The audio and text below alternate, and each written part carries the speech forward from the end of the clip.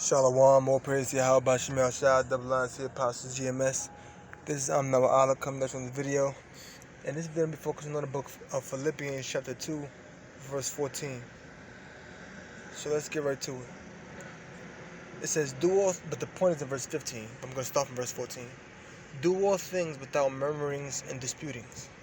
What does that mean, murmurings? Let's see what that means. Strong's G 1112. Gagusmas.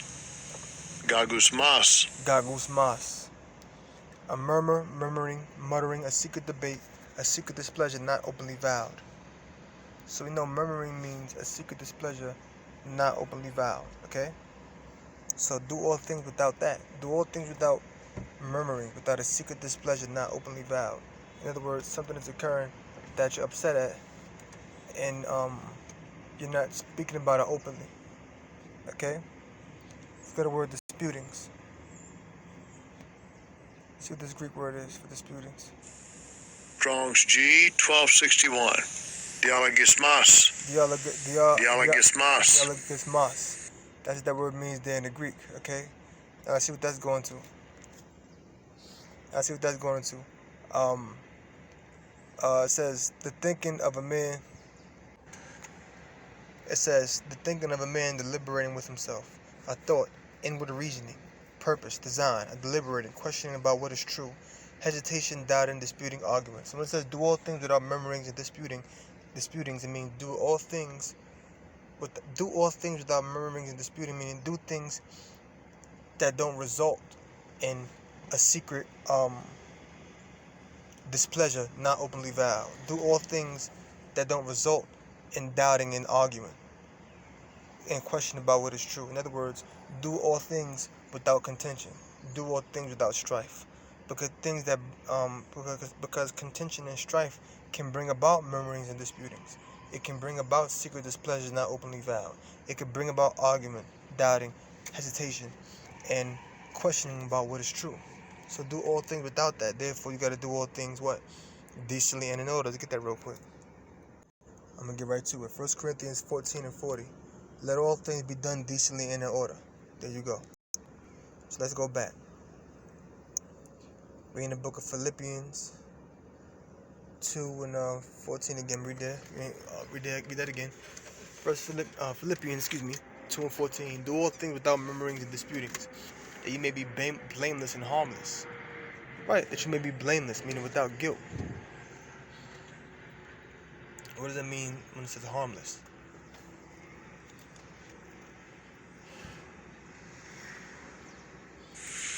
Strong's G 185. Akeraios. Unmixed, pure as in wines or metals, of the mind without mixture of evil, free from God, innocent, simple. I meant to click on the word harmless. Did I click on the word harmless? Yeah. So that's basically what it means, okay? Go to that word one more time. Okay. Of the mind without mixture of evil, free from God, innocent, simple. That's so that you may be harmless or free from evil. That you may be blameless and harmless. So if you do things without murmuring and disputings, then you're free from evil, and you're free from, contention, you're free from strife. You're free from those things. The sons of God, right? We are the sons of the Most High. How can we break that down? James chapter 1 verse 18. Of his own will begat he us with the word of truth, that we should be a kind of first fruits of his creatures. So of his own will, he begat us with the word of truth. So guess what? We are the sons of the Most High because we are begotten through the word of truth. In other words, we are born again. And in us being born again in the Spirit, we are sons born of the Heavenly Father through his word. Okay? So yes, we are the sons of God. Sons of Yahweh Shemel Shah. Okay? That you may be blameless and harmless, the sons of the Most High, without rebuke. Right, without rebuke, not needing to be corrected. Look at that word rebuke. Right?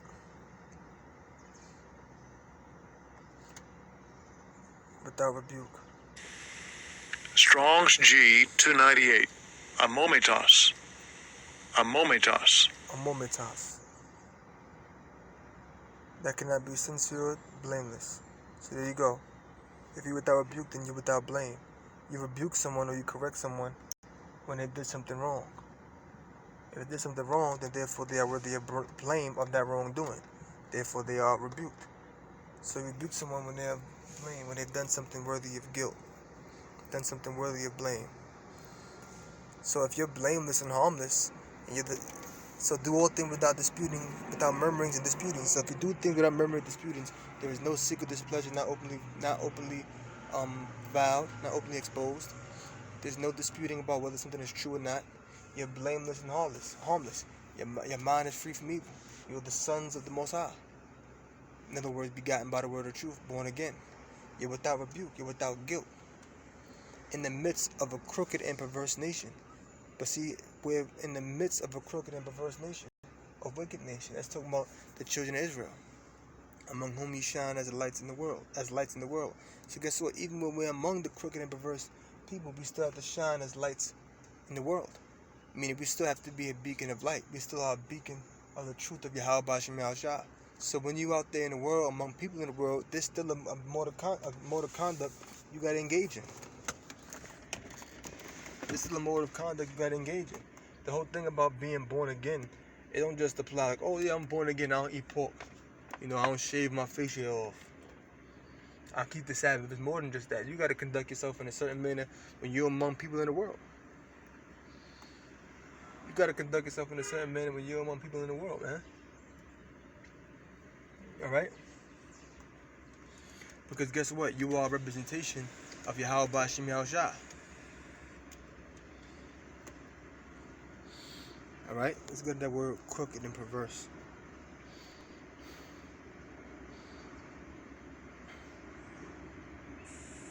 Strong's G 4646. Scalias. Scalias. Scalias.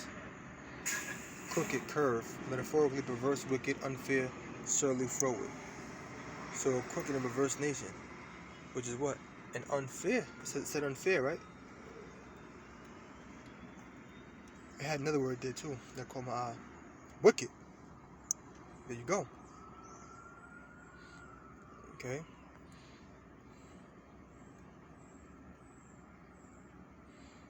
And look at that word perverse. We look at the word crooked. Look at the word perverse. Strong's G 1294. Diastrepho. Diastrepho. Diastrepho. To distort, turn aside, to oppose, plot against the saving purposes and plans of the Most High, to turn aside from the right path, to pervert, corrupt. So that's what it means to be perverse. It means to what? It means to distort, to turn aside. So we're among a crooked and perverse nation, meaning we're among a wicked nation, a nation that opposes or that is in opposition to Yahweh B'Shem Yahushua, a nation that is turned aside from the right path. That's who it is that we're among. And guess what? You still got to conduct yourself like a man of the Lord. No exceptions. No exceptions. And you're supposed to know when you're going off. You're supposed to know when you're going off, man.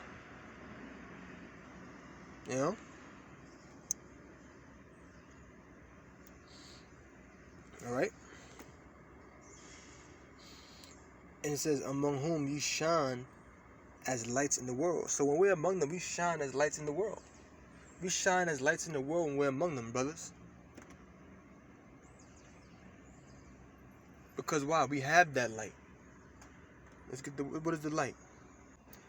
Isaiah chapter 8 verse 20.